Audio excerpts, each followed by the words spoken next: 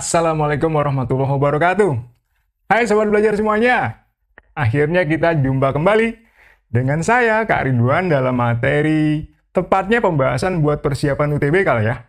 Walaupun sampai dengan saat ini nih mengenai kepastian apakah UTBK akan kembali lagi hanya melaksanakan TPS saja atau kemungkinan TKA juga dimasukkan, khususnya TKA Humaniora. Tentunya tetap kita optimis ya untuk selalu berlatih kunci keberhasilan. Bisa karena biasa loh sobat belajar. Jadi tentunya nggak menghalangi kita untuk terus berlatih. Khususnya hari ini kita akan coba melatih kemampuan kita dalam materi Humaniora yang khususnya kita mau bahas sejarah ya. Soal-soal sejarah yang keluar di SBMPTN UTBK tentunya sangat menarik untuk kita bahas. Dan tujuannya biar kalian semakin mahir dan tidak terintimidasi oleh soal. Nah, soal-soal sejarah yang kita mau bahas tentunya sangat beragam. Ada sebagian besar kakak cuplik dari beberapa tahun yang lalu ya. Dan kita akan bahas dengan judul yang membuat kita semangat ya. UTBK, usaha terus, baru keren. Betul nggak sobat belajar? Nah, tentunya kalian udah pada siap? Tambah semangat? Yuk kita mulai ya. Pembahasan soal persiapan UTBK sejarah. Soal di bagian pertama, ini kakak cuplik dari UTBK atau SBMPTN 2018 deh. Nah, ada soal di sekitar mengenai dasar-dasar ilmu sejarah, kemudian hal yang paling spesifik juga adalah mengenai sumber sejarah. Sumber sejarah bisa dari individu, bisa dari benda gitu ya. Dan kadang-kadang kalau kita bayangkan sumber sejarah yang berhubungan atau berkaitan dengan individu atau pelaku, tentunya memiliki aspek yang sangat penting dalam peristiwa sejarah. Mengingat sejarah pelakunya adalah manusia. Nah, ketika ada pertanyaan ya sobat belajar mengenai pelaku sejarah yang dikatakan memiliki peran atau andil yang sangat penting ya dalam penelitian sejarah. Maksudnya ketika ada peristiwa sejarah di masa lalu, ketika akan diteliti dan dikaji dan berusaha direkonstruksi kembali oleh kita pada keadaan saat ini, sangatlah membutuhkan sumber pelaku sejarah itu sendiri. Entah sang pelaku itu sebagai pelaku utama atau mungkin sebatas sebagai saksi peristiwa sejarah tersebut. Intinya pelaku sendiri merupakan sumber primer, sumber utama, dan sumber yang sangat penting karena dari tangan pihak tersebutlah kita memperoleh data secara langsung. Berarti kalau dikategorikan datanya termasuk data primer ya sobat belajar, data yang diperoleh dari sumbernya secara langsung. Tentunya ini sangat penting bagi penelitian sejarah.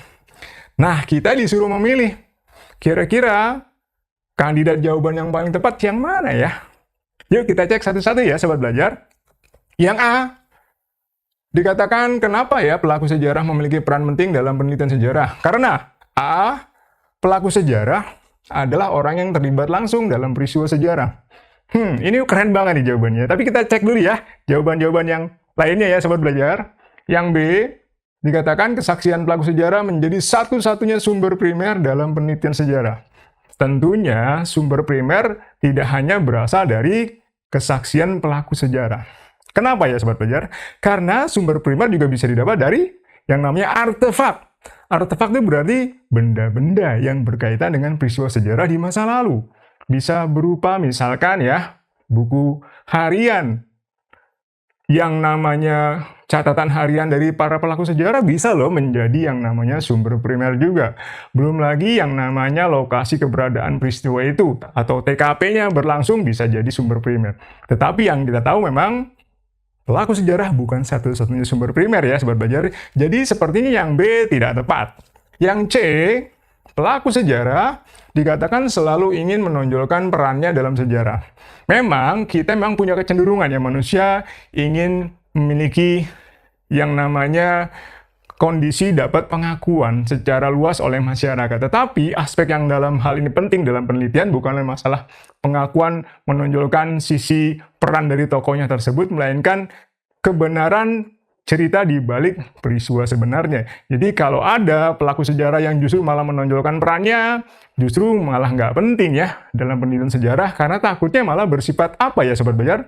Subjektif, berdasarkan sudut pandang pribadinya. Sementara sejarah tidaklah harus subjektif, melainkan harus objektif, berdasarkan pada kenyataan, tidak tercampur oleh sudut pandang, persepsi pribadi, apalagi perasaan pribadi ya Sobat Belajar. Sehingga yang C tidak tepat ya Sobat Belajar. Kita lihat lagi yuk, yang D. Sebab ingatan pelaku sejarah mengenai peristiwa yang dialaminya selalu benar. Nah ini yang salah. Justru kalau kita bayangkan ya, bayangkanlah kita misalkan sedang mewawancarai pelaku sejarah. Diperkirakan kalau peristiwanya sudah lama ya, Sobat Belajar, sudah dari masa lalu. Diperkirakan pertama ya, kita perkirakan usia orang tersebut pastinya sudah sangat senior, sudah sangat sepuh ya Sobat Belajar. Dan seiring yang namanya pertambahan usia, kita mengetahui ya bahwa yang namanya daya ingat manusia punya semakin kondisi memiliki kekurangan ya, kelemahan dalam daya ingat.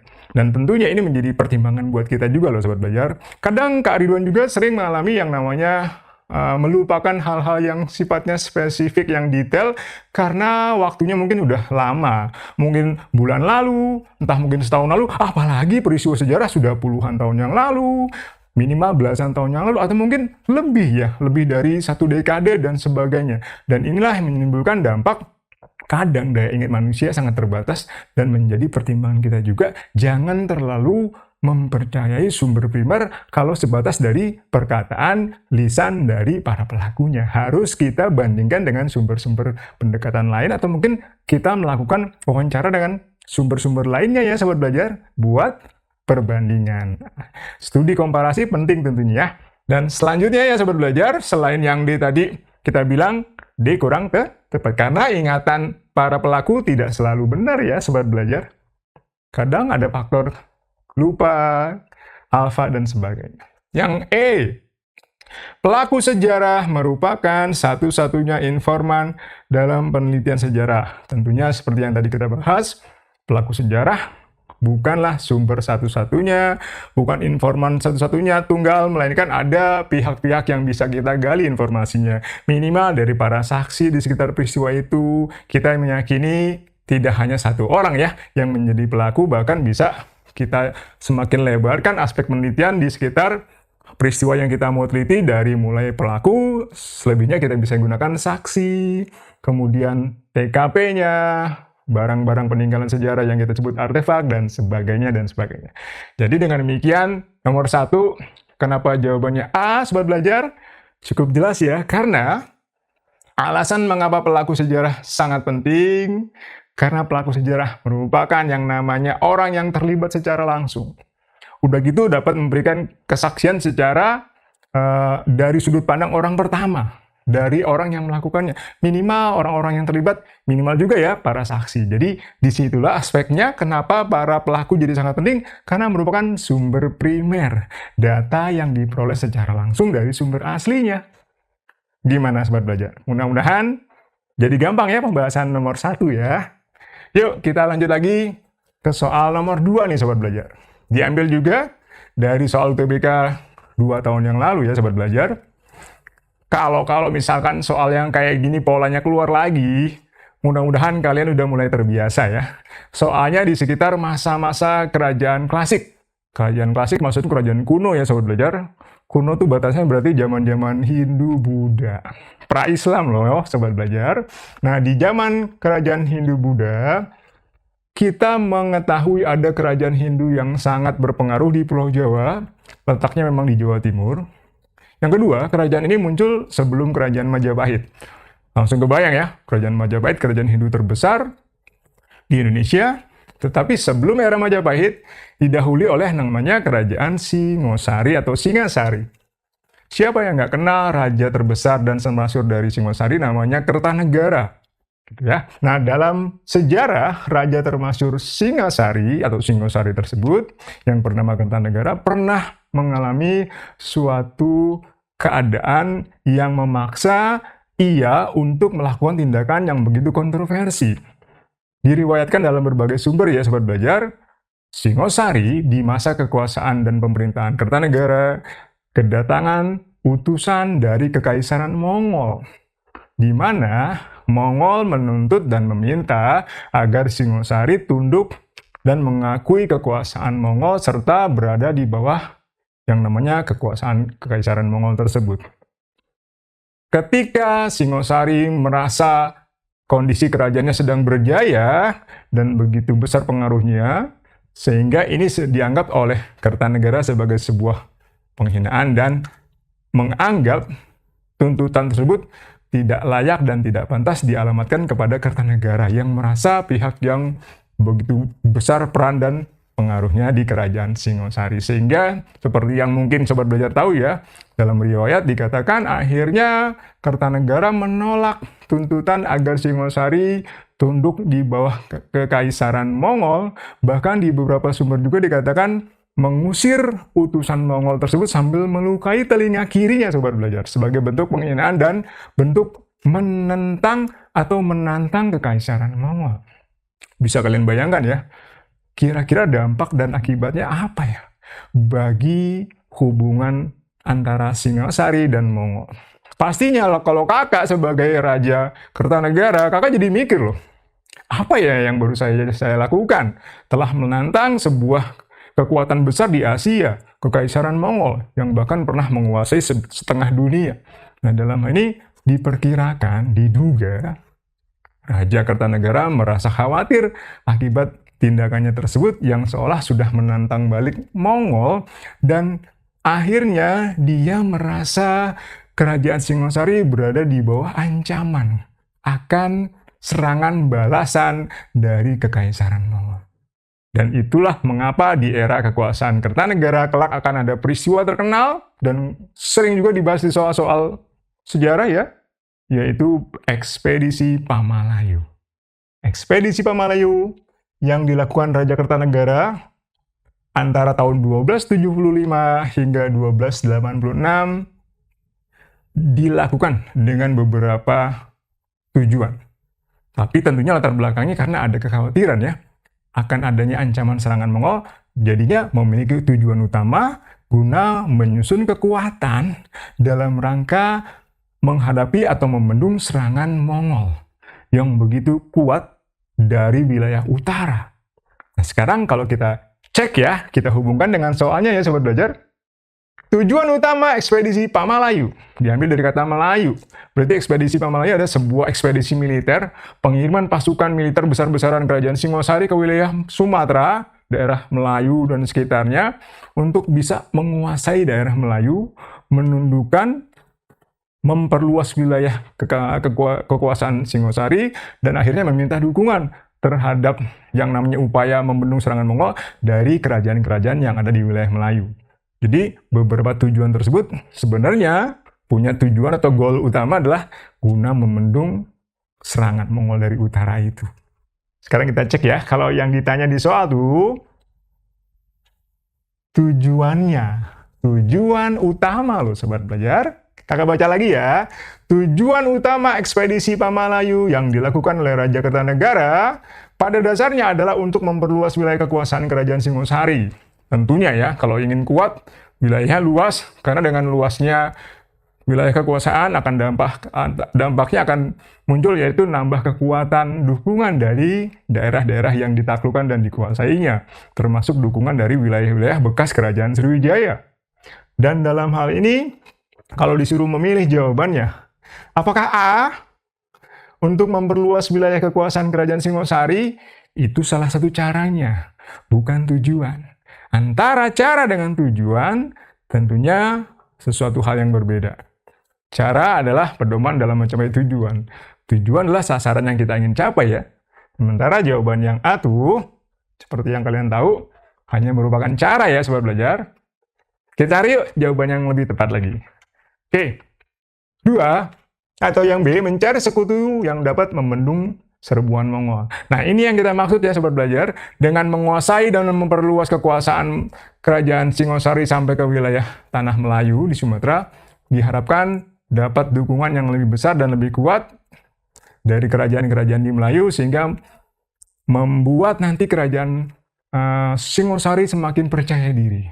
Dan inilah jawaban kita yang paling tepat ya Sobat Belajar, yaitu mencari sekutu yang dapat membendung serbuan Mongol. Bukan dalam rangka C, karena Sriwijaya kalau berbicara mengenai Singosari, kondisinya nanti akan mengalami kondisi semakin lemah kekuasaannya. Yang D, menunjukkan kekuasaan kerajaan Sriwijaya justru ingin menunjukkan kekuasaan dan kebesaran Singosari tentunya, bukan Sriwijaya. Dan yang E, menjaga Selat Malaka. Tentunya bukan tujuan akhir, melainkan dengan menguasai Selat Malaka dan wilayah-wilayah Melayu di sekitarnya, diharapkan Singosari semakin luas dan semakin kuat dalam menghadapi ancaman serangan Mongol. Sehingga jawaban kita adalah yang B ya Sobat Belajar. Yang B, jawaban yang paling tepat bila ditanya mengenai tujuan dari ekspedisi Pamalayu. Yuk, kita percepat bahasan ke soal berikutnya ya. Soal berikutnya, Sobat Belajar, bahasannya di sekitar peristiwa yang sangat fenomenal. Siapa yang nggak tahu yang namanya Perang Salib? Di abad-abad pertengahan di masa lalu, pernah terjadi perang antara pihak Muslim yang beragama Islam dengan pihak negara-negara di Eropa yang beragama Katolik. Nah, dalam hal ini dilatar belakangi oleh adanya usaha memperebutkan tanah-tanah suci, wilayah-wilayah yang dianggap sakral oleh para penganut Katolik di Eropa. Sehingga ada upaya dari pemimpin Katolik dunia, Paus, yang menyerukan agar masyarakat di Eropa dapat merebutnya dari kekuatan pihak Islam. Nah, yang kita akan hadapi dari soal nomor 3 nih ada kaitannya dengan Perang Salib. Tepatnya yang membuat Perang Salib nanti akan mengalami kondisi berhenti atau selesai. Nah, kondisi yang ditandai oleh yang namanya peristiwa yang disebut di soal. Kita baca dulu ya, Sobat Belajar ya. Salah satu peristiwa yang menjadi penanda berakhirnya Perang Salib dan abad pertengahan di Eropa dan mendorong terputusnya jalur perdagangan antara Eropa dan Asia Barat di kawasan Laut Tengah. Peristiwanya, kita disuruh memilih yang tepat apa ya?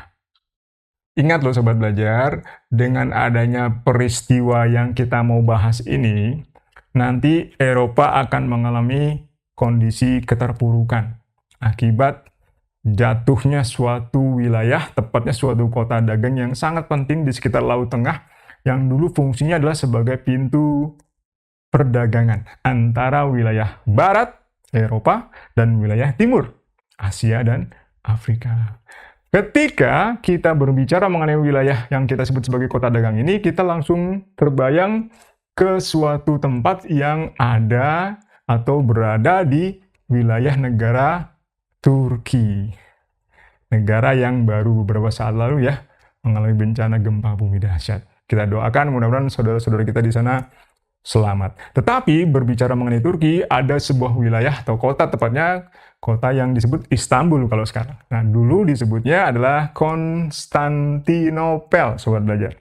Konstantinopel adalah kota yang sangat penting bagi Kekaisaran Romawi yang letaknya di wilayah timur, sementara kita tahu ya ibu kota Romawi yang utama ada di barat di Roma. Nah, sebagai ibu kota Romawi Timur, yang namanya Konstantinopel sangat penting bagi pintu perdagangan, tetapi akan berubah sejak keadaan memaksa orang-orang Eropa akhirnya nggak bisa lagi berhubungan dengan wilayah timur ketika pusat dagangnya, yaitu Konstantinopel, berhasil direbut oleh yang namanya Turki Utsmaniyah atau Turki Ottoman.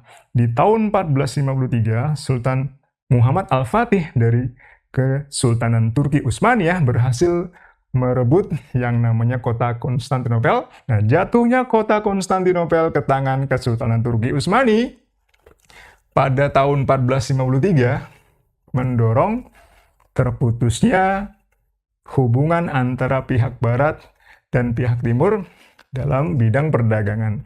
Sejak saat itulah Eropa mengalami keterpurukan, tetapi dampaknya ya Sobat Belajar akan mendorong sebuah kejadian yang sangat penting.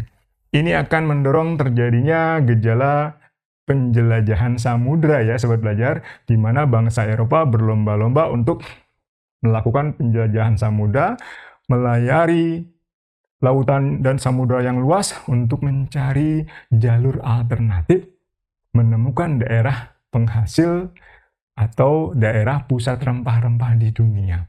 Dan kelak akan membawa mereka ke wilayah Nusantara atau Indonesia.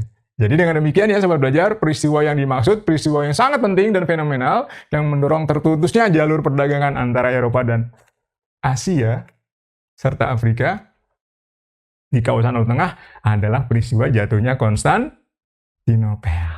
Tuh, mudah-mudahan kalau ada sekitar di dalam soal nanti ya, soal-soal mengenai kondisi di zaman abad pertengahan, peran Konstantinopel, hubungannya dengan kolonialisme dan imperialisme, serta penjelajahan samudra, minimal ya sobat belajar udah punya gambarannya secara lebih simple. Oke? Tetap semangat, kita lanjut lagi sobat belajar. Soal berikutnya, zaman-zaman imperialisme barat di Indonesia, tepatnya di zaman Gubernur Jenderal Thomas Stamford Raffles. Raffles memerintah di Indonesia dengan ciri melaksanakan berbagai kebijakan baru yang bersifat liberal, melakukan yang namanya sistem pemerintahan yang lebih liberal, menghapuskan segala bentuk pemerintahan konservatif yang akhirnya membawa banyak perubahan sekali dalam kehidupan masyarakat di Indonesia. Nah, pertanyaannya, Raffles dikatakan beranggapan bahwa taraf hidup rakyat jajahan dapat diperbaiki. Dengan jalan apa ya? Ingat loh, Raffles yang berpandangan liberal ini sangat memperhatikan nasib rakyat jajahannya. Jadi kita pernah ya ngalamin penjajahan Inggris. Nah, di zaman pemerintahan Inggris berkuasa di Nusantara, setidaknya banyak kebijakan yang Raffles lakukan untuk memperbaiki taraf hidup rakyat. Menghapuskan perbudakan, menghapuskan segala bentuk penyerahan wajib, pajak hasil bumi.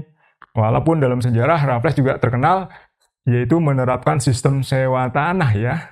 Land rent atau land rent style yang memaksa penduduk pribumi untuk membayar sewa tanah karena dianggap tanah-tanah di Indonesia yang ditempati oleh penduduk merupakan tanah milik kerajaan Inggris. Tuh bayangkan ya sobat belajar, dan rakyat dipaksa untuk membayar sewanya.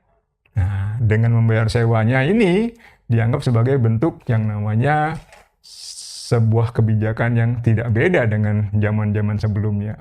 Pertanyaannya, cara membayar sewanya gimana ya Kak? Dengan menerapkan sistem ekonomi uang ya.